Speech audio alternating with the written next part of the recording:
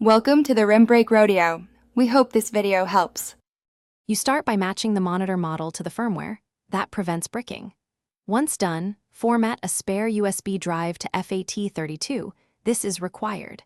Make sure the official LG firmware file is extracted and placed in the root directory of that drive, not inside folders. Now power down the monitor, insert the prepared USB, and get ready to start the update via the monitor's service/update path.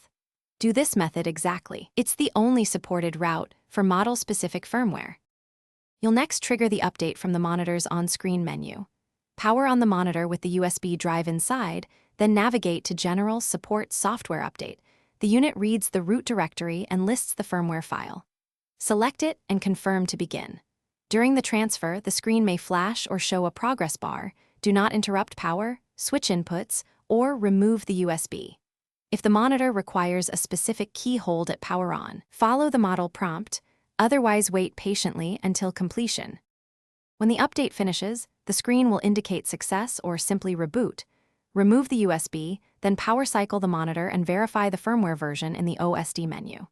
If the update fails or stalls, make sure the USB is FAT32, try another USB stick, and re-download the official file. Mismatched models cause failures.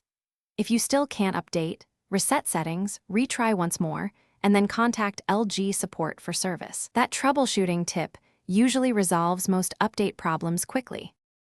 Thanks for watching. Consider subscribing if we helped you.